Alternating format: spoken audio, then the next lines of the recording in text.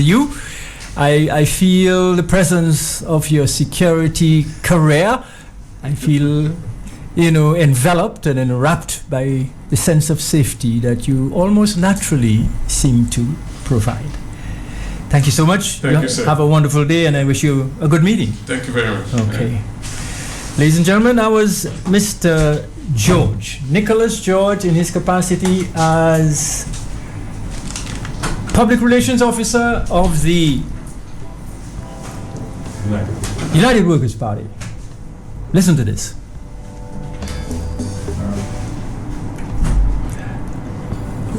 I want to share with you something that is really very close to me. And it speaks eloquently to the work that Mr. George just indicated that his party is engaging in. You've heard us talk about the Cotonou Agreement, which is the agreement between the African, Caribbean, and Pacific states and the European Union, which goes back now over 40 years, 50 years now. The first one was actually signed way back, way back.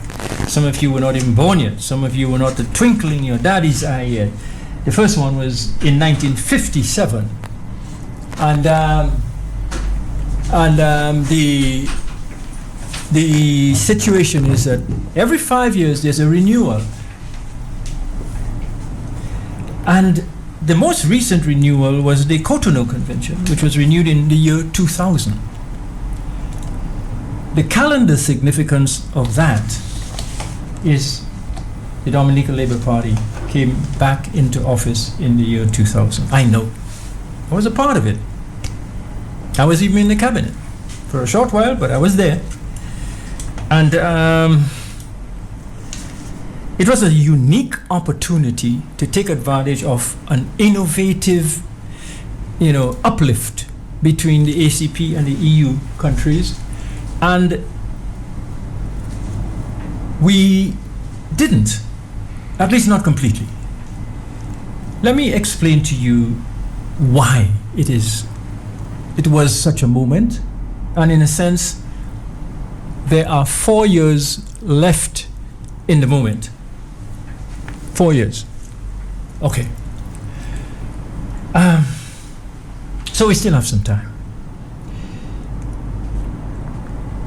The underpinnings of the current agreement, which is the agreement, the arrangement that we have now with the European Union, includes the notion that dialogue plays a key role in the success of development cooperation.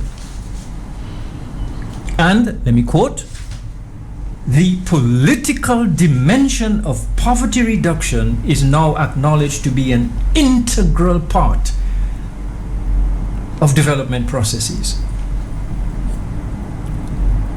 I'm reading from the actual agreement document. I'm on page 7. The 5 pillars, among the 5 pillars of this agreement are the following, and I'll get to the relevant one. The new partnership, i.e. the Cotonou Agreement, makes a clear association between the political dimension, trade, and development. And it is based on 5 pillars. A reinforcement of the political dimension of relationships between ACP and EU. Number 2, and listen to this one, the involvement of civil society, the private sector, and other non-state actors. In other words, although the agreement was initialed and signed by, if you will, officials of the government, it speaks to ensuring that the private sector, commercial sector, and civil society be seen and treated as integral to the functioning of the agreement. Let's go to page 8. On page 8 of the agreement, there's a section which speaks to the major innovations of this agreement over previous agreements. And included are the following.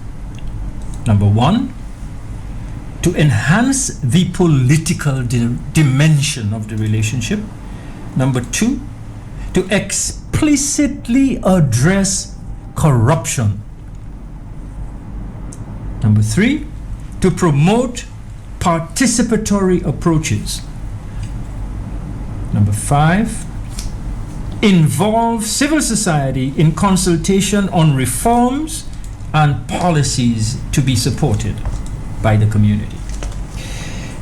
Let me stop there, because remember, this is in the context, we just heard a public relations officer of a political party seeking to go out there and convince people of the wisdom of understanding the link between democracy, your right to choose a government, your right to monitor your government,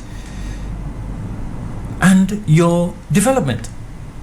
In the year 2000, Dominica and over 80 other countries signed an agreement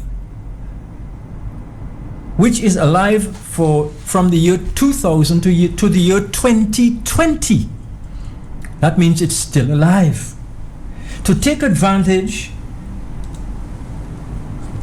of some 25 billion euros that were assigned for expenditure over that period of time.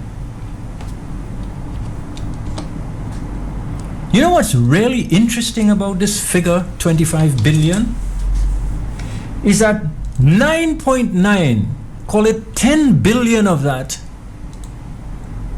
is the remaining balance from previous agreements like Lomé 1, 2, and 3. People try to understand the significance of this. What the Europeans do is they vote and allocate a certain amount of money for each of these agreements. If the money is not utilized, that is, if we don't call for the money, it simply gets rolled over into the next agreement. So we had Lomé's 1, 2, and 3, and we did not use up the money that was available under that. And Lomé's 1, 2, 3, and 4 went from 1975 to 1995 or 2000. And still there was close to 10 billion euros that had been assigned for our development, not Dominica, the entire Caribbean, African and Pacific states. Together we left $10 billion unasked for, while we claimed that we didn't have money for development projects and development work. So when time came to move from Lomé to Cotonou in 2000, they still had 10 billion left over. And so they just carried it forward. It is in that context that we must see two issues here. Number one, the one of democracy. Because under the Cotonou Convention, the Europeans and our governments agreed to condition accessing that money on things like political democracy, on things like engaging the private sector, engaging civil society in determining the development priorities of the country. Let me go into the body of the convention to show you how serious this was. Remember, Dominica agreed to all of this. In chapter 1 of the body of the document, under the section headed Objectives of the Partnership, listen to this, because it comes right home to the point Mr. George is making. I'm quoting. These objectives of the parties' international commitment shall inform all development strategies and shall be tackled through an integrated approach, taking account of at the same time of the political, economic, social, cultural and environmental aspects of development. The partnership shall provide a coherent support framework for the development strategies adopted by each ACP state. You remember in the year 2000, 2001, there was talk of an integrated development plan? Remember, the plan was actually developed and submitted to the Labour Party government. You remember there was a lot of fuss about the plan, and certain ministers, including Vince and Roosevelt Skerrit, refused to even consider adopting and accepting the plan because they said, oh, the plan had been shared with the public, meaning civil society and the private sector, before it came to cabinet. Obviously, these gentlemen and others like them had not read the Cotonou Convention, because they seemed either not to understand or not to agree with the fundamental underpinnings of the EU-ACP agreement, which is that the private sector and civil society are not considered outsiders in development.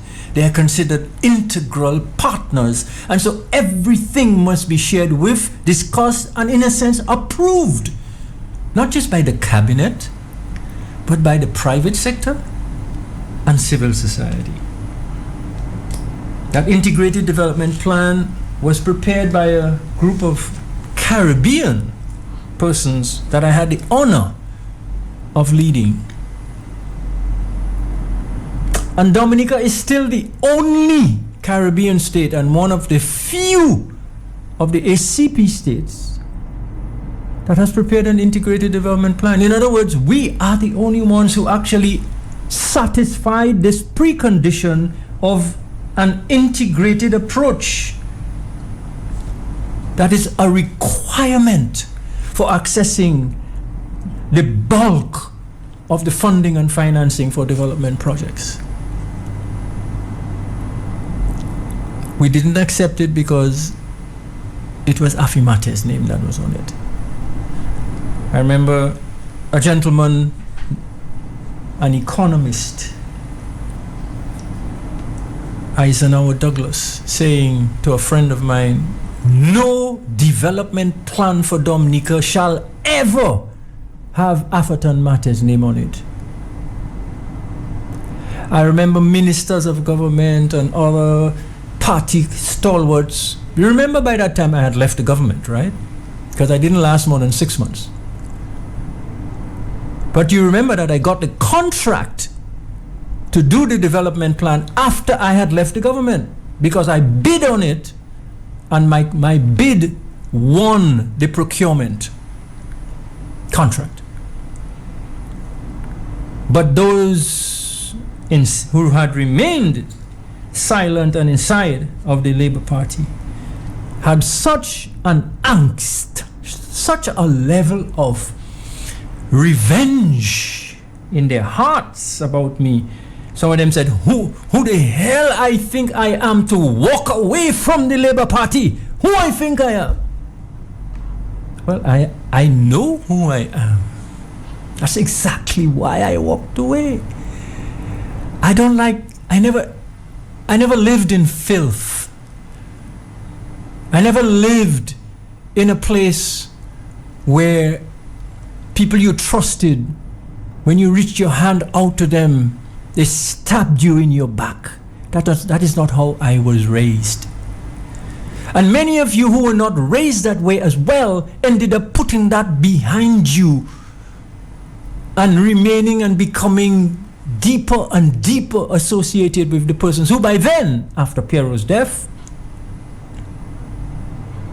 had taken over a good thing, the Dominica Labour Party of Edward Oliver LeBlanc, and turned it into a tool, into an excavator for extracting the wealth of the country for the benefit of a few and at the expense of the persons that Edward LeBlanc worked so hard to give a chance to earn their own living.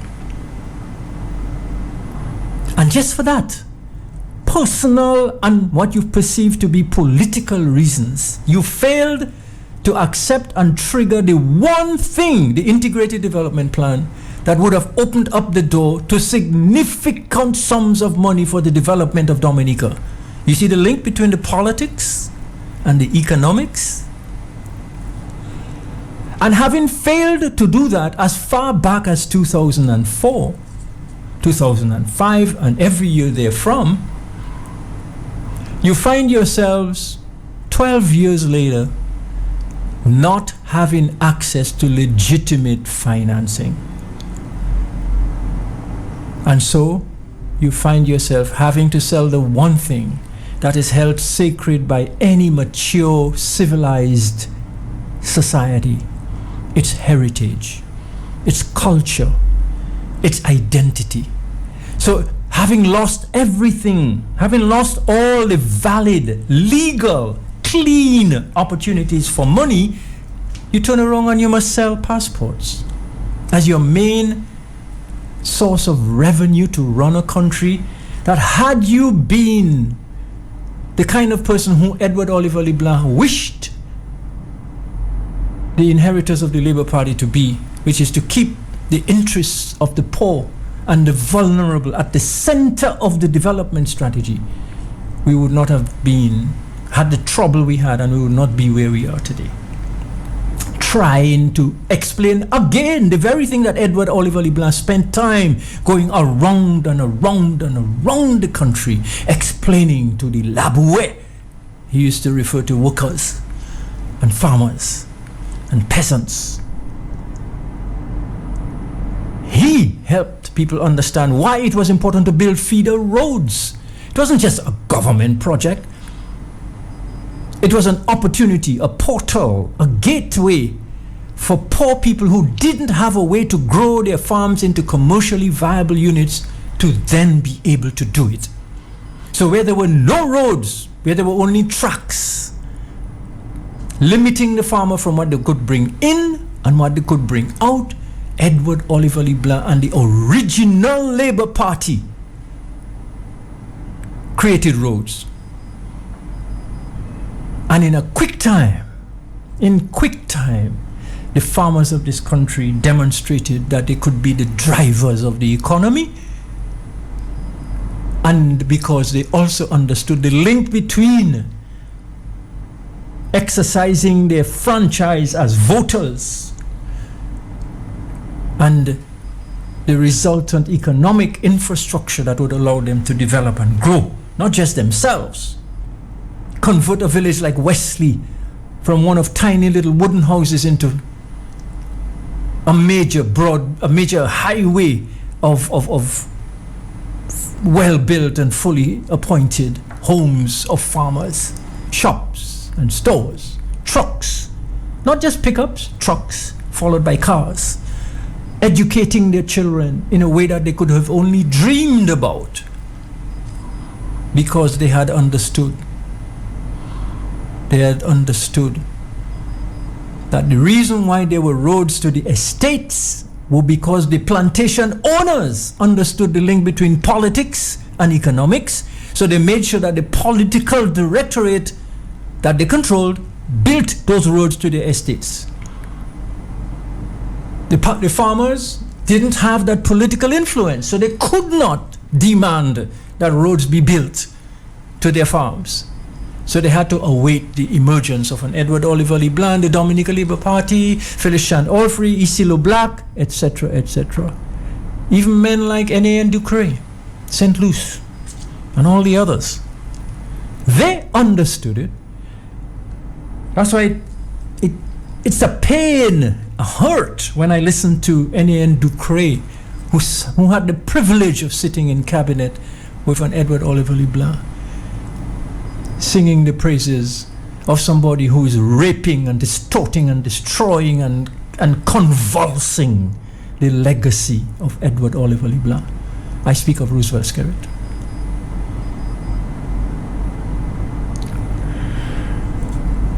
So, It's really important to get the message.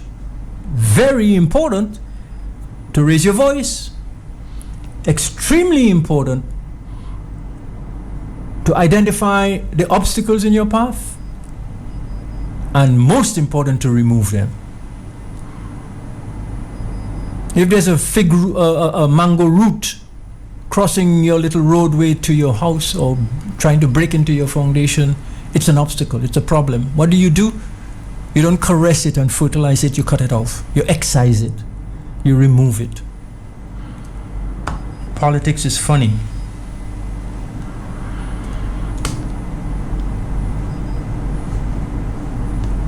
I hope that the people of this country understand that this is not a game, that this is not a frolic, a seawall, that this is the business of life.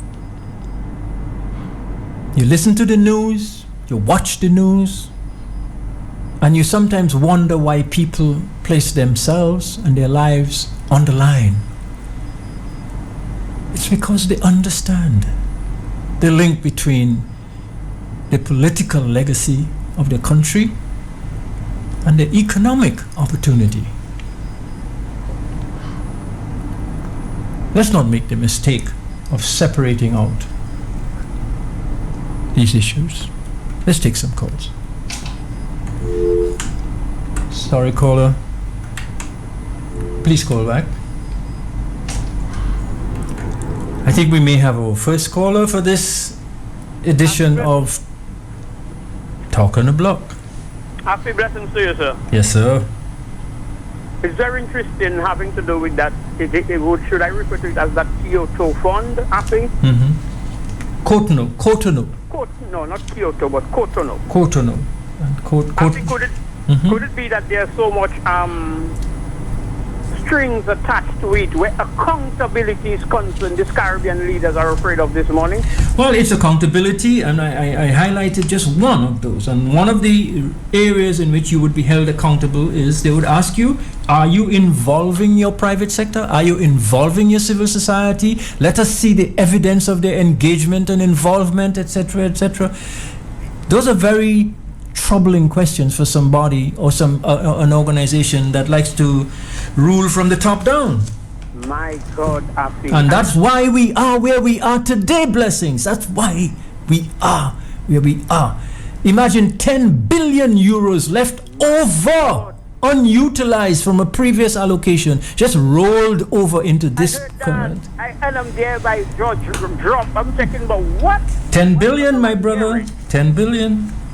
What am I hearing? So it's a cluster of corruption on a regional scale, Happy, and ours are tipping the scale over, Happy. That's right.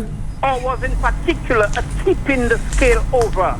So no wonder all of a sudden you're hearing about Roosevelt carried this on a fact-finding mission. Yes, I understand. First time in history we ever hear carried this announcing is going somewhere, because it's about Haiti and Bahamas on a fact-finding mission. It's interesting, but Afi, I want to say something in closing in the interest of time. Please. Afi, can you remember when that guy Mohammed Haile, whatever, was living in Trinidad?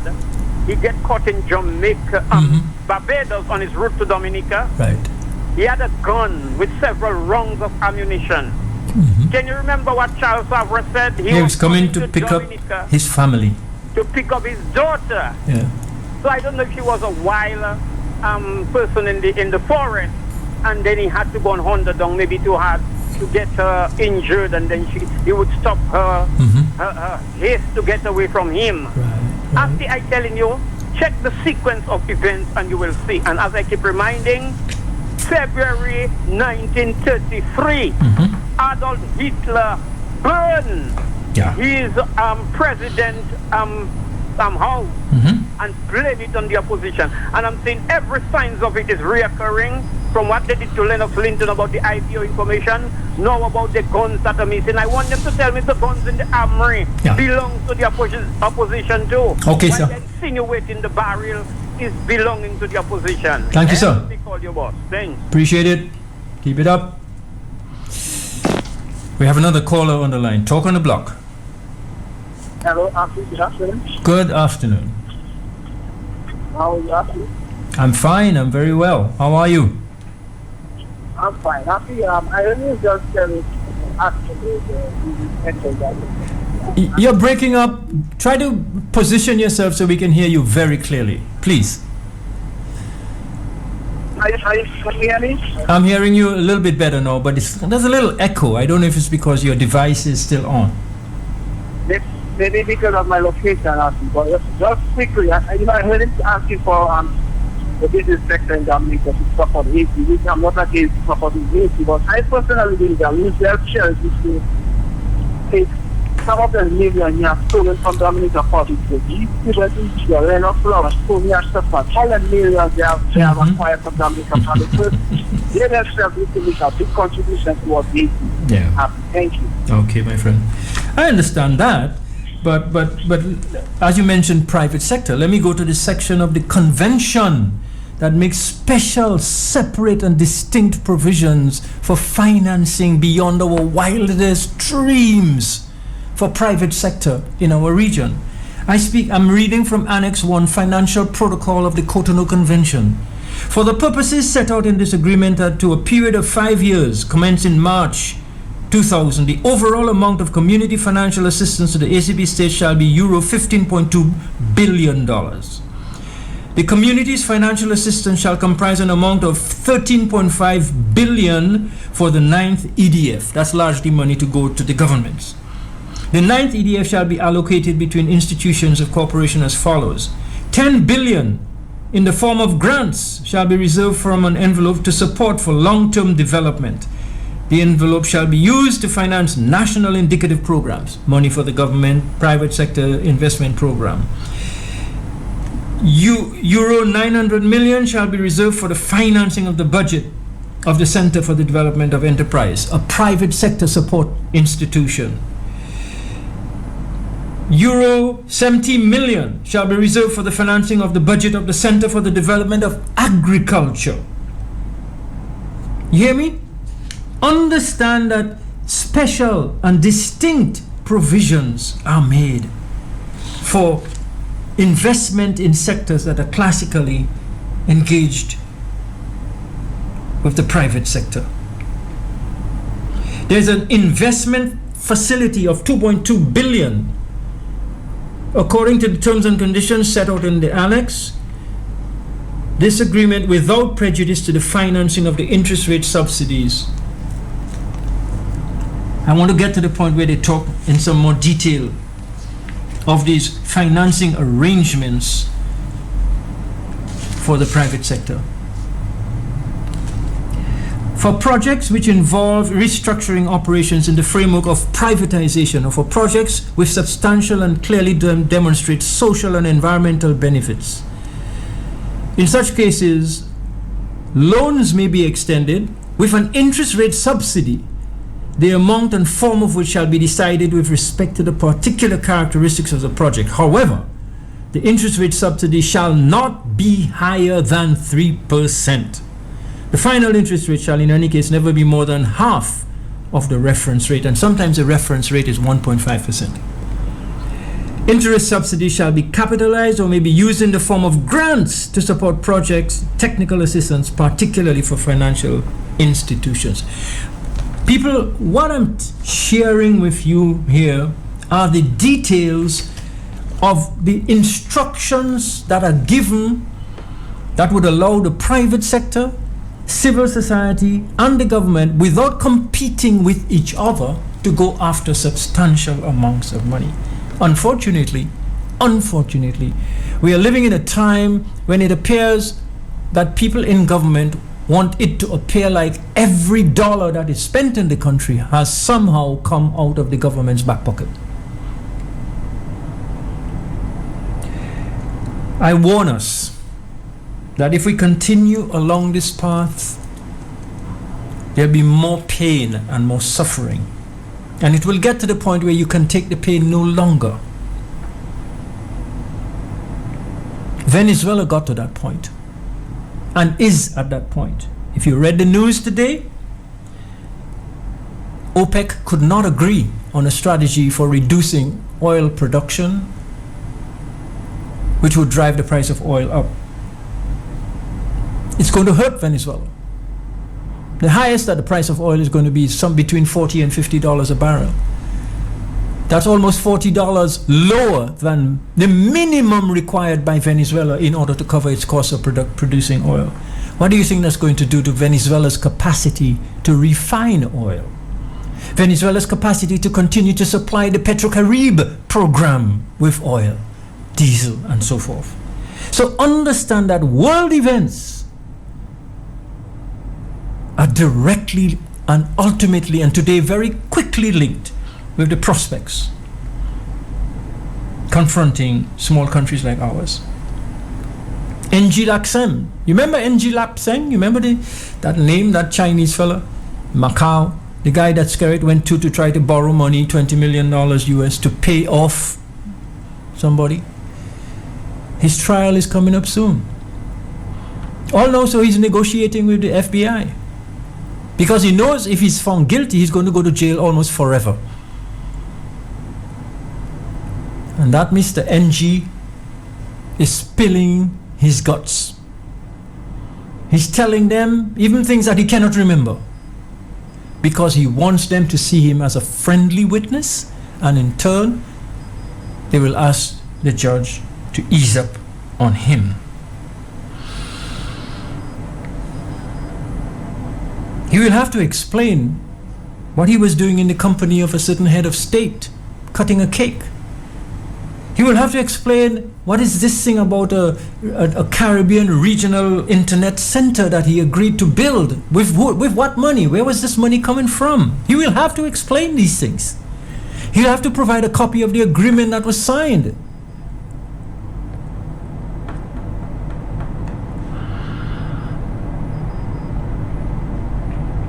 My friend,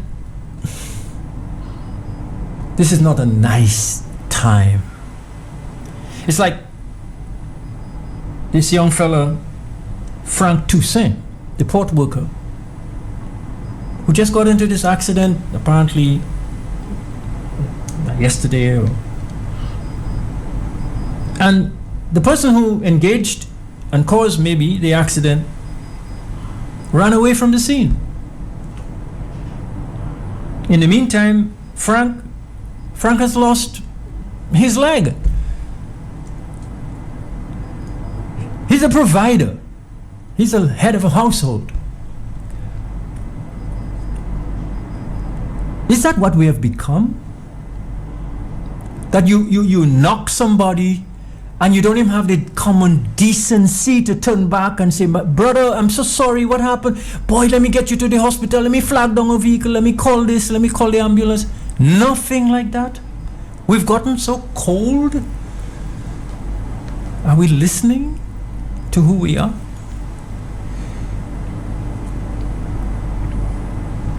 We want our children to be like this.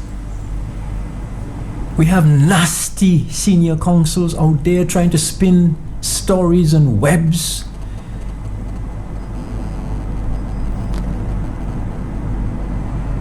When they have so much nastiness in their closets and their filing cabinets. Come on.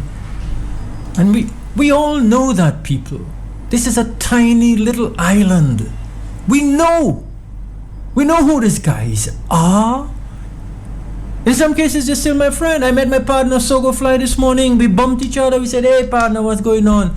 I'm not getting vexed with anyone for politics. There's life after politics. But if you believe there's no life without politics, you are a walking dead. Don't fool with that. Politics existed before, it exists now, it will exist long after all of us are gone. But let us make sure we leave a legacy of decency for our children. Please, please, please. So I ask you,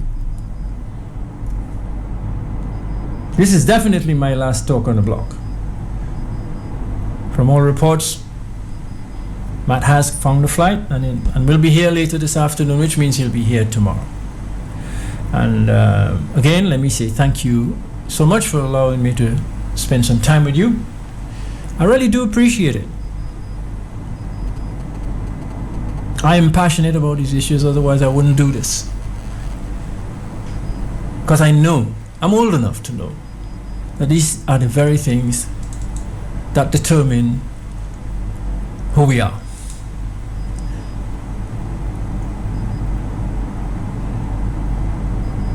So, I swipe my NVD card. It's faster. let's fix it. We are able to fix it. Let's not pretend that it's somebody else's problem. Okay?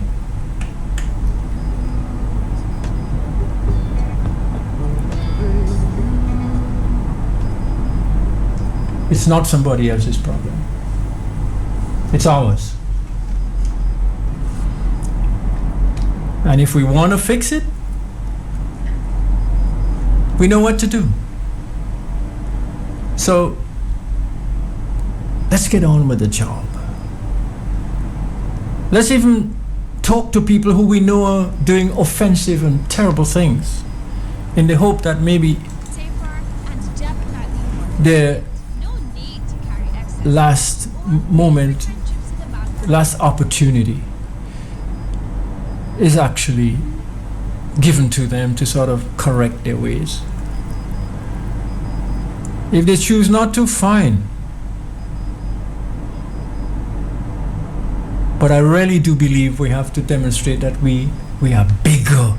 We already live on a small island. Let's not behave with small minds. Let's show our children that we are bigger than that. We're better than that. And, it causes pain, as you can hear. I mean, it hurts somebody like me.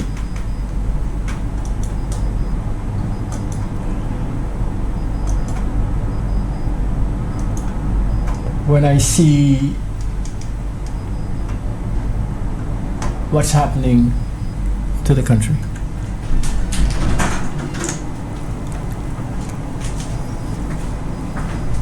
And so I want to leave you with the music and songs of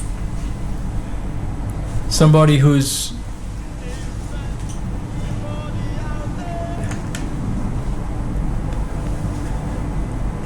always inspired me, because he wrote that song at the most difficult time. Here it is. Hugh Masekela.